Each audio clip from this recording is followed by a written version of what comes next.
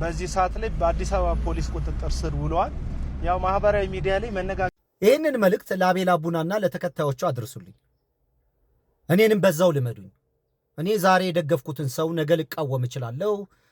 የተቃወምኩትን ሰው ደግሞ መልሼ ልደግፍ እችላለሁ። በሰራው ቪዲዮ በዚች አሁን አቤልን እየተቃወምኩት ያለሁት በዚህ ባስተላለፈው መልእክት ነው። ይሄ አንተ ላወራው ዲስኩር ይልቅ እኛ የምናምነው የኢትዮጵያን ሕግና ስርዓት ነው። ሃይማኖታዊ መልክ ሰጥተህ ሰዎችን ደግሞ በተለያየ መንገድ ለመኮነን የምታደርግበት ጥረት በብዛት አንተን ከሕግና ከስርዓት ጋር እያጣላህ ነው። የፈረሰው ቦታ ባለቤት ጤነኛ ይሁን በሽተኛ ይሁን፣ ጥሩ ይሁን መጥፎ ይሁን፣ የሚከተለው ሃይማኖት ትክክል ነው ትክክል አይደለም፣ ጠንቋይ ነው ነብይ ነው አይመለከተንም፣ ግን ኢትዮጵያዊ ነው። የሚያፈርሱትስ ኦርቶዶክስ ይሁኑ ሙስሊም ይሁኑ ፕሮቴስታንት ይሁኑ ማንኛውም ይሁኑ ግን ኢትዮጵያውያኖች ናቸው። አንተም ኢትዮጵያዊ ነህ፣ እኔም ኢትዮጵያዊ ነኝ። አሁን አንተ ያወራኸው ነገር በሙሉ በግል የምታምነውና የምታራምደው ነገር እንጂ ኢትዮጵያውያኖች በሙሉ በአንተ አሁን ባወራኸው ዲስኩር እንዲተዳደሩ በዛም እንዲገዙ ማድረግ የለብህም። የሃይማኖተው ሳይሆን የሃይማኖተኞች ክፋት ይሄ ነው ችግሩ። ካጠፉ ይቀጣሉ። ብራዘር ትቀልዳለህ እንዴ? ቦታው የፈረሰበት ሰውዬ እንደ አንድ ኢትዮጵያዊ ሂዶ ይከሳል። ያፈረሱ ስም ሰው ደግሞ እንደ አንድ ኢትዮጵያዊ በሕግ ይጠየቃሉ። ባባ ምን ሆነ ነው የምትቀልደው? አቤሎ እኔ አሁን ከድሮ ባህሪ እየወጣ ያለህበት ነገር አንድ የሚታየኝ ነገር አለ። በተቃራኒው ሰዓት የበለጠ ተወዳጅና ተደማጭነት ያለው ጤነኛ ሰው ተደርገህ እንድትቆጠር ስትል የራስህን ክብር እየጣልክ ነው እንዴ? አንተ የፕሮቴስታንት እምነት ተከታይ ነህ። የፕሮቴስታንት እምነት ውስጥ ትክክልና ሐሰት የምትለውን በእምነት ውስጥ ያንን ነገር ማራመድ ትችላለህ። ይቅር በሏቸውና ወንጌልን አሳዩ የሚባል ነገር የለም። እኔ አንድ ሰው ከነካኝ ወደ ፈጣሪ አይደለም የምከሰው፣ ወደ ፍርድ ቤት ነው ብራዘር፣ ለፖሊስ ነው የማመለክተው። ስለዚህ የፈረሰበትም ሰውዬ ያፈረሱትም ሰዎች በጋራ ኢትዮጵያውያኖች ስለሆኑ የሚጠየቁት በኢትዮጵያ ሕግ እንጂ በወንጌል አይደለም፣ በቁርአን አይደለም፣ በመጽሐፍ ቅዱስ ወይም ይሄ ምንድነው በሃይማኖት መመሪያ ነገር አይደለም፣ ምንድነው ፍትሐ ነገሥት አይደለም። ኢትዮጵያ የምትተዳደረው በሕግና በስርዓት ነው። ኢትዮጵያን እየመራት ያለው የብልጽግና ፓርቲ ነው። አሁን እድል ገጥሞት ደግሞ ብልጽግና ፓርቲ በድጋሚ አሸንፎ ለቀጣይ 5 ዓመት ሊመራ ነው። እኔ ከሃይማኖተኞች ሐሳብና አመለካከት ይልቅ እማምነው የኢትዮጵያን መከላከያ ሰራዊትና የፌዴራል ፖሊስን ነው። ከተጠቃው የሚደርስልኝ የፌዴራል ፖሊስ እንጂ አንተ የምትለው ወንጌል አይደለም። ሰዎች ሳጠፉ መቀጣት አለባቸው፣ ስርዓት መያዝ አለባቸው።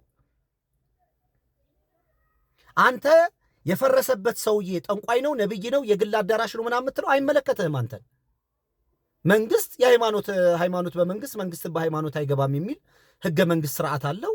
በዛ መንግስት ለሃይማኖቶች ሁሉ ቦታ እንደሚሰጥ ለዚህም ሰውዬ ወይም ለዚህ ሴትዮ ቦታ ሊሰጥ ይችላል። ያንም ቦታ ሰዎቹ ለልጆች መጫወቻም ይሁን ለኳስ ሜዳም ይሁን ለዋቴቨር ለተለያየ መንገድ ቢፈልጉት ነገሩ ትክክል አይደለም ብሎ ለሰጠው አካል ነው እንጂ መክሰስ የሚችሉት ሄዶ ማፍረስ አይችሉም። እነዚህም ሰዎች ደግሞ አንተ በምትለው መንገድ ይቅር መባል የለባቸውም። ሁላችን መጠየቅ ያለብን በህግና በስርዓት ነው። አትሸውድ ብራዘር። አሁን አንተ በቀደም ታስረህ ነበረ። ነፃ ያወጣኸው ህግና ስርዓቱን ተከትሎ ነው እንጂ ጌታም አይደለም ያወጣህ፣ አላህም እግዚአብሔርም አይደለም ያተረፈ። በምን አይነት መንገድ እንደተፈታህ አላቅም። የተፈታህበት ህግና ስርዓትን ተከትሎ ነው እንጂ ወንጌል አይደለም ያስፈታህ፣ ጌታም አይደለም ያስፈታህ። ህጉ ነው የፈታህ፣ ህጉ ነው ያሰረህ። የምትቃወማቸው ሰዎች ጤነኛም ይሁኑ በሽተኛም ኢትዮጵያውያን ናቸው። ተበደልን ብለው የመክሰስ መብት አላቸው። አንተም ደግሞ ይግባኝ ማለት መብት አለ።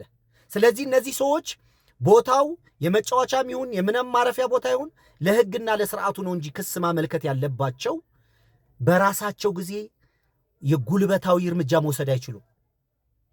የምታወራውን ዲስኩር ላንተና ለሚከተሉት ሰዎች መርህና ስርዓት አድርገህ አውራው። አንተ ተዳደረበት።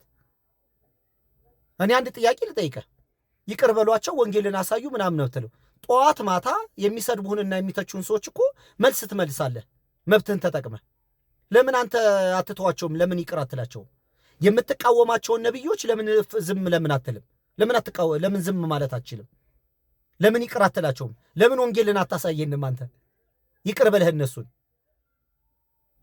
ስለዚህ አንዳንድ ጊዜ በሰዎች ዘንድ ተወዳጅነት ለማግኘት ብለን መስመር እንስታለን። የምትቃወማቸውን የነቢያት ነን የሚሉ ሰዎች ለምን አተዋቸውም? አንተ እነሱ መጽሐፍ ቅዱስ መሰረት አድርገው ይናገራሉ። ግን እምነትን ደግሞ ወክለህ ይሄ ነገር ደግሞ ትክክል አይደለም የማለት መብት ደግሞ የምታወራው ነገር መብት ሰጥቷል። ስለዚህ ሰማያዊ ነገርና የሰውን ስርዓት አታቀላቅል። እኛ የምንተዳደረው አሁን ኢትዮጵያኖች ነን፣ በህግ በስርዓት በፍርድ ቤት በፖሊስ። አሁን በዚህ በሰራሁት ነገር ላይ የሆነ ሰው ችግር ቢፈጥርብኝ ማመለክተው አካውንት ፕሮፋይል ሌሙን ሰጥቼ ስሙን ሰጥቼ ስልኩን ሰጥቼ ለመንግስት ነው ማመለክተው፣ ወደ ፈጣሪ አላመለክትም። ይሄን ሰው እየታደግልኝ ምናምን እንደዛ አይነት እምነት የሚባል ነገር የለም። በእስልምና ማምነው መርህ ራሴ ነኝ እንጂ የምተዳደርበት ሌሎች ሰዎች በዚህ ስርዓትና ህግ መተዳደር አለባቸው ብዬ አናውንስ አላረግም። እኔ ቀውስ አይደለሁም።